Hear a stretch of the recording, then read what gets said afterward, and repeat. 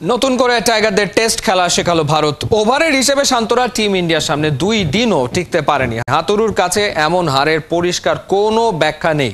স্পটলাইটে থাকলেও সাকিব আলো কাটতে পারেননি। কষ্টের স্মৃতি সঙ্গী করেই কি তবে টেস্টকে বিদায় বললেন সাকিব? কানপুর থেকে নাইয়ান বিন জসিমের পাঠানো রিপোর্ট।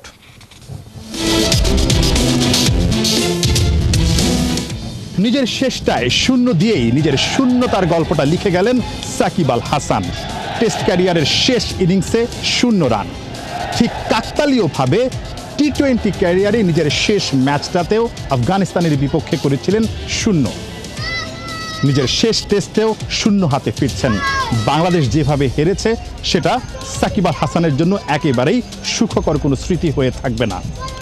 সাকিবকে বিদায় বেলায় সংবর্ধনা বা সম্মাননা জানিয়েছে বাংলাদেশ থেকে আসা সাংবাদিকরা। তাদের সেই শেষ সুযোগটা হয়তো বা হবে না দেশের মাটিতে সাকিব আল হাসানকে বিদায় জানানোর, যেমনটা কোটি ভক্তের সাকিবকে এই বিদায় সংবর্ধনা জানানোর সুযোগ নাও মিলতে পারে।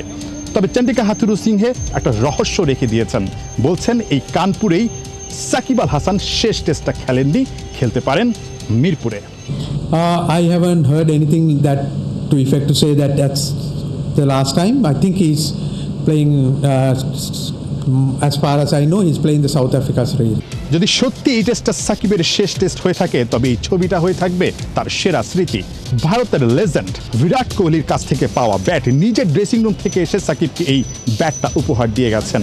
এই ছবিটা যতদিন সাকিবের স্মৃতিতে থাকবে, পাশাপাশি একটা দুঃসহ স্মৃতিও কিন্তু থাকবে যে টেস্টটায় বাংলাদেশ 2 দিনেরও কম সময়ে হেরে গেছে ওভারের হিসেবে। 2 দিনে 90-90 180 ওভার খেলা হবার কথা, কিন্তু এই ম্যাচটা শেষ হয়েছে 173 ওভার 2 বলে।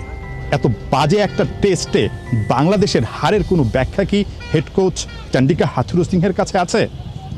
I think we were outplayed this series completely, and then I can see the difference in the skill level as well. So we need to improve. Saying that, we didn't play to our best potential. We were disappointed that, but it's not about we are improving, knowing that how much we need to improve on this group. It's this is the top.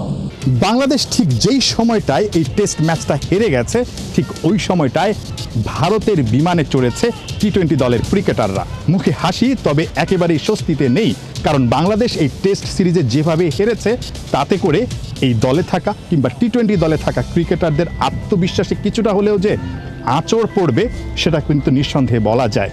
তবে shorter format, ভিন্ন cricket, ভিন্ন আমেজ। সেই ভিন্ন আমেজে বাংলাদেশ যদি ভিন্ন ক্রিকেটটা খেলতে পারে, এখানকার যে দুঃখটা, কষ্টটা, সেটা হয়তো বা কিছুটা হলেও মুছে যাবে। নাহিয়ান বিন জসিম, 71, কানপুর, ভারত।